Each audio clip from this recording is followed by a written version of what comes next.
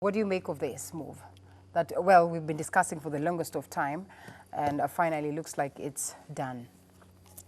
You see, we are basically going back to where we were in the 90s, because before the privatization of Kenya Airways, I think in the mid-90s, Yeah. it was a national carrier. Yeah. And the saddest part is that we just reduced this event to people saying aye and others saying nay. Yeah. 20 or 30 MPs in parliament to proceed and say now we want to move forward with nationalization of Kenya Airways.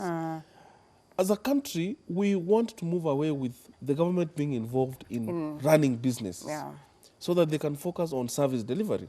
And that is what informed the government, that is what informed the decision of privatizing Kenya Airways. Right.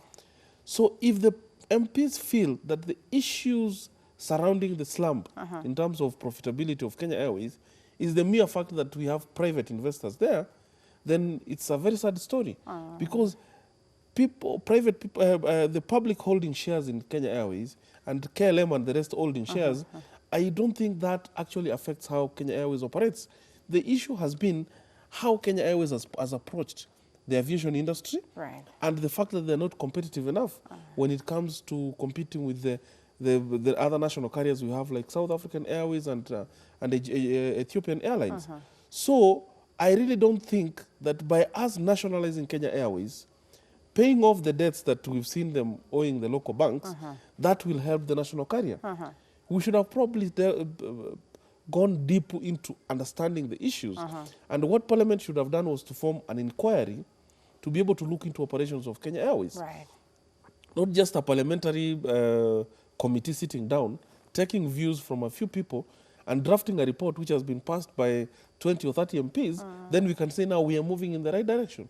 It's not the end of the day. And I can tell you, we are going to see more and more challenges. And the people who are pushing for nationalization might be the KQ lenders, who are the local banks, who feel that they need to be paid the money that they are owed. Where does it place the taxpayer, who then again is likely to be the person, sort of bearing this burden? And you've seen with that report from our reporter saying that indeed the members of parliament equally were adamant, saying that if at all payments have to be done, then they have to be shared.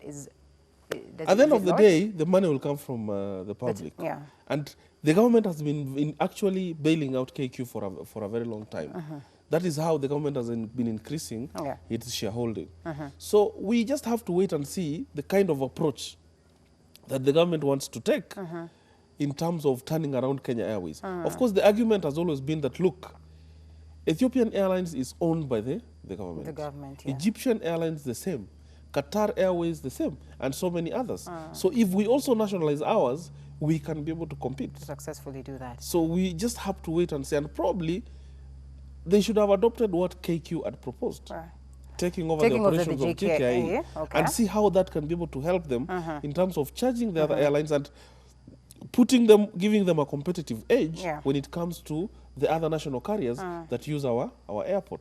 Yes. If we were to give them benefit of doubt and say, let's see whether this is going to be well implemented, do you suppose then it would open markets to Kenya Airways and thereby increase their income? Yeah, of course. If Kenya Airways can be able to put itself in a situation whereby they can successfully compete with South African Airways and Ethiopian Airlines, which are our immediate competitors, we can then be able to turn around that business.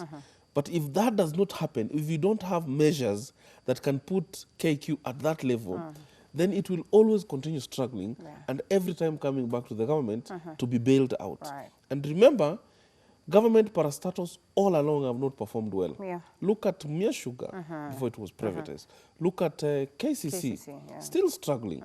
The president was opening another plant the other day. They actually cannot compete in the market. So another scandal in waiting, probably? It's definitely. So once that is taken over, and we have people being appointed by government to manage Kenya Airways, and billions of shillings being injected to try and turn around Kenya Airways, you will end up in a situation whereby you have another Aror and Kimorer at KQ. But it's not our prayer that we get there. We also want to see Kenya Airways competing in the international aviation industry. And of course, we always have the pride when you are actually using the local airline.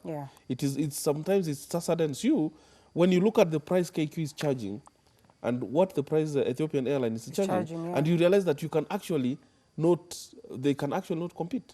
You prefer using another airline other than the local airline because of the price issue. So we just have to, our prayer is that actually they turn around the business because that is good for the country.